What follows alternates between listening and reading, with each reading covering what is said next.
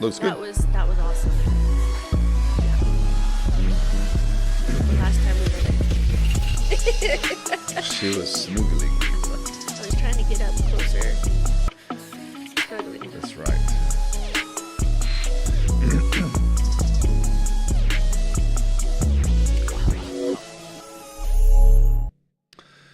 Welcome back to the More Joy podcast, where we have a good time Yes, we do. on screen and off screen, talking about brain fog and candida overgrowth and all the fun things of life early in the morning Hit me up. I got you.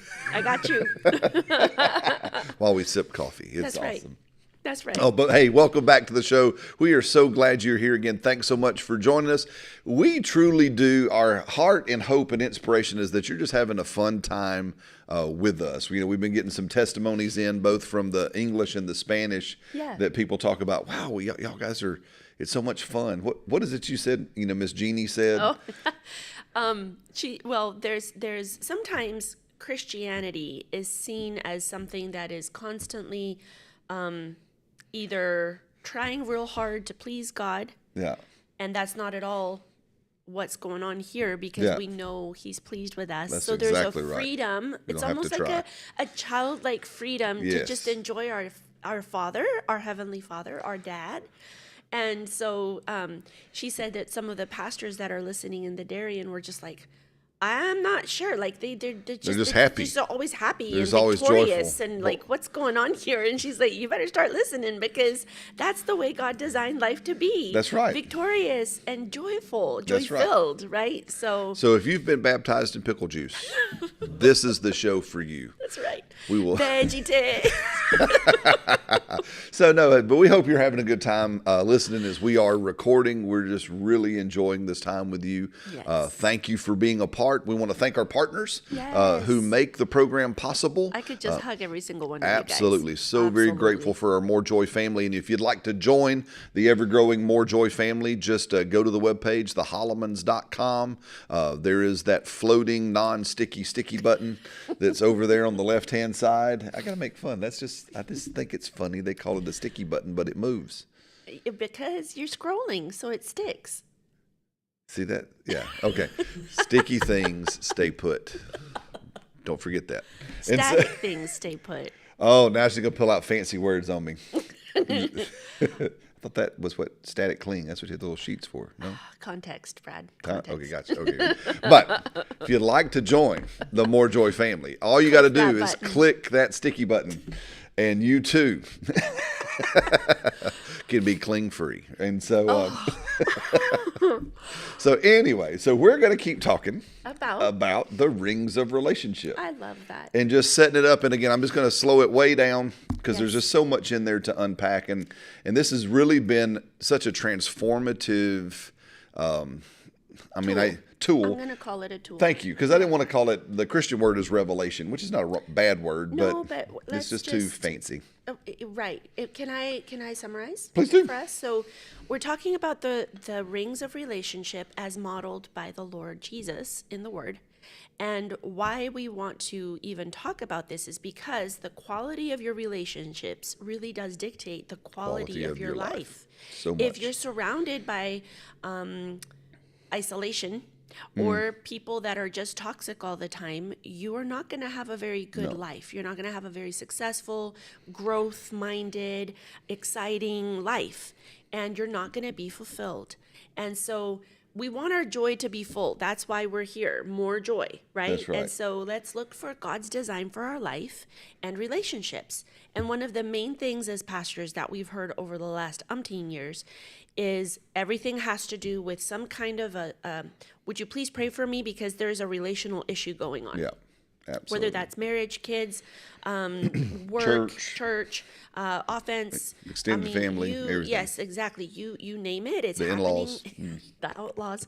And so we just want to give you this tool, because when we started seeing it and started applying it in our life, what happened is, number one, offense was no longer triggered all the time. Yeah, okay. very good. The other thing that happened is there was a freedom now to love who was right in front of us, regardless of whether they had paid their dues or not, you know. Very good. And then what happened too is we had the discernment now in the different circles that we serve in or that we are involved in to go, oh, well, for them, I'm in this outer circle here. So no wonder they're not telling me about their coffee date yesterday, you know, and then again, no offense, because you understand now.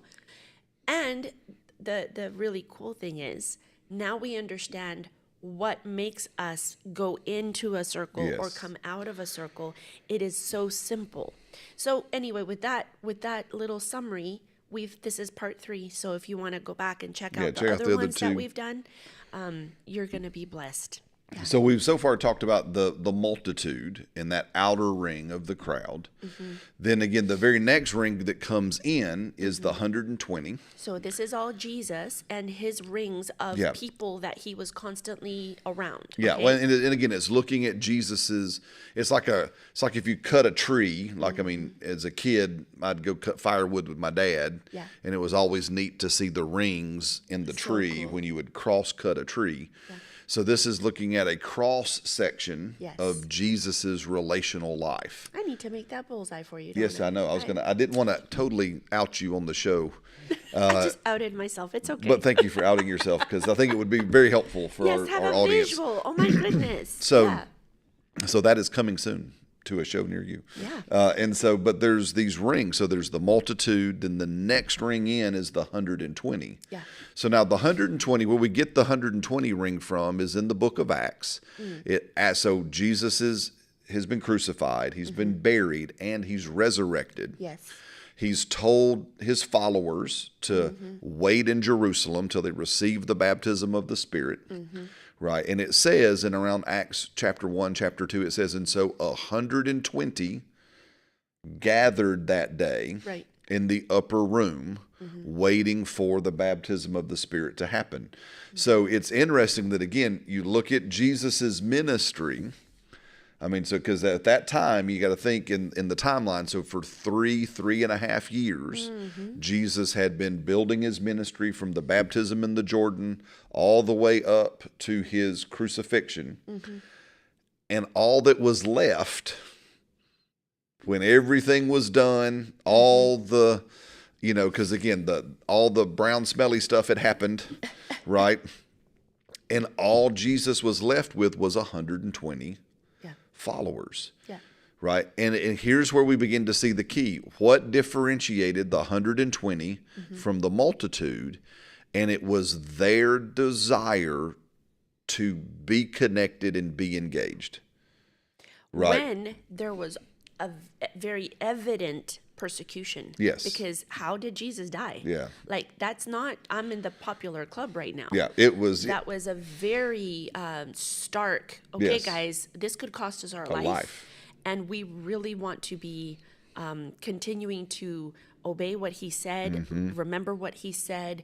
And he said we needed to tarry. We needed to wait here. And so that was such a huge step of faith, because he had died. Yeah. And that's the last they heard. So now they're all huddled together going, man, he died. Yeah. In a very violent way. And now here we are. Okay, but he said together.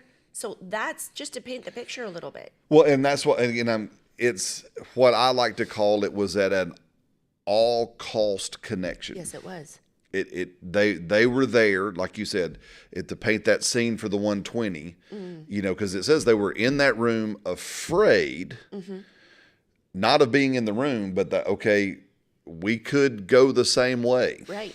They could storm this place any moment. They could come kick the door down and take us all off. Yeah. Because again, this was Rome in a time, you have to, to kind of not paint, it wasn't that many decades before Jesus's crucifixion, if I'm remembering history right, when Spartacus had his rebellion, and they literally crucified Spartacus and all of his men, like we saw in the old Douglas movie. What was his? Not Michael Douglas. Anyway, Kirk Douglas. Anyway, the daddy of all the Douglas with the cleft chin, that guy. And so you can look up the old Spartacus movie, Jacob, and did that. But in history, they crucified, and the crucifixion of all these men went for like miles. Yeah. Like over 50 miles. I don't want to get the number goodness. wrong, Yeah. but like it almost went from one city to Rome. To the next. They lined the They road. lined the with road. them. And so this is the day that the disciples lived in. So they're Yeah. like, hey, they not opposed of stringing us all up. mass Yes. crucifixion. Yeah. Right. Yeah. And so they were there. But I want to tell a story that just jogged my mind to do this because, okay, well, Brad, we're like, well, Brad, I don't have any friends that'll, ain't nobody going to be dying over here, but you're looking for at all cost. I call it the all cost connection. And the best example I know of is from my daughter, Audra, when she was younger. And I'll just mention her name because she's my kid. Yeah. But she had a friend when she was like a preteen, I think like 12, 13, somewhere in there. She had a friend who was going through leukemia, like childhood leukemia. And again, obviously very tough time for this child. And her family. So Audra decides, well, she needs a friend. Yeah. So Audra's really good at this. and so Audra goes, well, I'm just going to call. And so my daughter would call this other young girl. And this other young girl, again, obviously going through so much, would be at times like snarky. Yeah. Like, don't call me, Yeah. da-da-da. And Audra would say, okay, great, I'll talk to you tomorrow. and every day, she would call. Audra would just call. Yeah. And their story is beautiful because they're still friends to this day. Yes. Yeah. But the other young lady, who's a young woman now, says she's so grateful that Audra had an all-cost connection. That's right. That she wasn't put off by what the person was going through. She wasn't afraid to keep pressing in. She wasn't concerned about the hanging up and the this. My daughter said, this other person needs a friend. And I'm going to be that friend. Yeah. And it's become to where that's the hallmark in Audra's life. I'm trying to remember how she calls it. Something like, I'm the friend that doesn't go anywhere. Yes.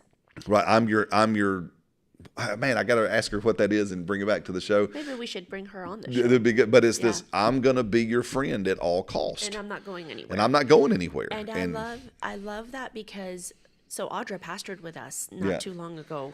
And that has been such a marking thing in her life. Yes. That even when people are in their pain and in their stuff sometimes, she's still there. Here I am. Yeah. Because I just said, because listen, so I say that to say that that's what we're going to see from the 120. What's the right way to say this, Lord? Because there's two sides to the rings of relationship. Always. So there's the my side, because I'm looking at my rings of relationship. So what is my side of the coin? Mm-hmm. But this is the other side of the coin that talks about how do I know, again, like I told that story in the last episode about there'll be people one day who will gather around my family when I'm not here, and they'll do things. They'll be all cost people. Yeah. So how do I identify those people? Because it's looking at this from like the me side, who do I give my life to? That's who gets the most of my time, who gets the best of my time, the best of my energy, who gets the best of my energy. That's right. How do I choose? Because again, we all have a multitude. Yeah. So you have to choose. So I'm going to have to choose. Now listen, and that's going to rub some of us, especially my high loyal friends. Yeah. It's going to rub some of us really, really raw because, I just want to love everybody. Yeah. And I want to, hey, listen, you do love everybody. Yes. But you can't choose everybody. Right? You can't choose every single person in the multitude. So how do you begin to differentiate who am I going to choose? Like we said in the last, who is God putting into my heart? Yeah. Who is he putting me into their heart? Yeah. Right? Who are these people? Right? And you're looking for that engagement. Can I just say, if you're in a ring of the multitude and you want to be in the 120, then what kind of engagement do you need to have with that person in order to be there? Yeah. And it's not the same for every person or every organization, but there needs to be a whole step up, and it's really, you need to take onus of that. You take ownership of the engagement level that you have. Yes. And that's why it's so freeing, because it is your choice. Yes. Very It's good. not just arbitrary. It is your choice, and you can make the choice to go even deeper. You can make the choice to be even more committed in that relationship, and it just looks different for every circle in a way, same but different. So you're just gonna have to see. And then here's the God part, okay? If you feel on your heart, man, I really want to be closer, pray, ask Holy Spirit. Yes. And very Holy good. Spirit will reveal to you, and go on in. This is how, this is why. And sometimes that's going to require a lot of growth on your part. And it's not the time to be sensitive. It's not the time to be heightened emotions about offense. It's not the time that what it will do is it'll bring some of those insecurities to the surface. But so I'm a health nut, okay? The moment you see detox coming, that's when you rejoice, because you're like, oh, it surfaced, so I can get it out, because it doesn't belong here. It's surfaced so that I can get rid of it now. Yeah. Because as long as it was buried in my body somewhere, I had no idea that I needed to get rid of these impurities. So our insecurities will come to the surface when we are trying to break through. Very good, and get That's into so good. the 120, so to speak. And those insecurities will float to the top, and they'll stink. And it will not be a fun moment for you. But if you know what they are, these are just some things that I need healing in. Yes. And so I want God to help me heal and address these areas so that I can keep going and persevering, because I know there's something in that circle that I need. Yeah. So and that's so good, and what comes to mind again, and it's this. You're going to hear this a lot from us in many teachings, but because it's a kingdom principle. I think it's a creation principle. Provision follows commitment. Yes. Not the other way around. Right. And especially in relationship. Mm-hmm. Right? Again, using marriage as an example, there are provisional benefits, right? Sexual intimacy, closeness, all kinds of stuff that I share with Celina that I only... Monetary provision, shelter provision, all kinds of stuff. Affection, that I did not have access to until I was committed That's right. to the relationship. That's right. And when I got committed to the relationship, all of this wonderful provision was made. Because listen, let's look at this in light of I don't know if I've said this in connection yet, so this is kind of new thinking coming to the surface, is because the 120, they really did not know what was going to happen in that room. No, that's why I said it was such a step of faith for them to be there to begin with. Because they just... all they know is Jesus said, wait. Yeah. And in Brad's imagination, and we've rented this room for the week. So here we are. Because remember, they were during Passover and Pentecost, so they were week-long celebrations, feasts. Right. So this was like their Airbnb. Yeah. That they had rented. That upper room. So Jesus didn't tell them, because if you notice, when Jesus just said wait, he didn't tell them where to wait. He said in Jerusalem, but other than that, he didn't give any more specifics. Right. He didn't tell them what was going to happen. Besides, you'll receive the promise of the whole. They didn't know what that meant. What's that going to look like? What's that experience going to be? What's that going to cost me? Right. How's that going to change me? He just said, wait in Jerusalem and till the promise of the Spirit comes, the promise of the Father. Yeah. So they said, well, I guess we go back to the Airbnb. And we hang out. Yeah. Guys, listen, in our current culture, we really got to develop this when you can identify people and go, man, and like we said, I think not in the last episode, but the one before, this begins with, I see somebody living the promise. Mm-hmm. I see somebody, right, walking out the things of God. I want to be like them when I grow up. Mm-hmm. It normally begins with something as simple as that. Right. But we want to sit there because we live in such a, how do I say this nicely, if I can? We live in such a programmed world Yeah. that everything comes in 12 steps, in 3 easy payments, in all this breakdownable, identifiable, how long is how, I mean, even now now I'm just going to be a little salty, Pastor, just a little salty coming up. Even now small, I'm old enough now to remember when small groups in church started. Right. Wow. Right. When they began. And when they began, it was just a renaming of what we just called good old fashioned Bible studies. Right. But it came from a place that was something that was very old fashioned, where a group of people would regularly meet, like normally weekly, and they would sit around somebody's table and they'd talk about the Bible and drink coffee and fellowship and visit. And it was something you did every week. Regularly. Till now, you say small group, and everybody says, well, how long is the small group season? How many weeks am I signing up for with this? And I have to cast out the spirit of slap that wants to come on me sometimes. And because I want to sit there and say, so basically what you're telling these people is, Jacob, I don't know if you're cool enough for me to hang out with all the time, but I think I can handle you for about 12 weeks. Right. And then I want to change my mind. Guys, listen. It's a societal shift that's happened. We're not meaning any condemnation, guilt, or shame at this point, are we? No, never. We're never meaning that. It's just a societal shift that has happened over time. But we need to just be aware. Yeah. But what I say is but this is what I'm talking. This is the all cost commitment. Correct. Because they didn't know how long they were going to wait.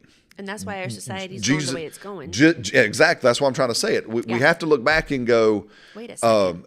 Again, I'm going to be all saved here now. Remember, you're a kind Christian man. I'm a kind Christian man. But also, I like what Pastor Allen used to say, remember, I'm Brad, and I'm your friend. Right? And so sometimes tough love. Tough love is we all want something that is above normal. Yes. Right. We all want something that is extraordinary. Because remember, normal is what we're facing. Normal is high divorce rates, rebellious teenagers, terrible twos, sexless marriage, dysfunctional this, dysfunctional that, living paycheck to paycheck. That is normal. Mm-hmm. But the challenge is just not right. Is not right. But how do we get out of what is normal?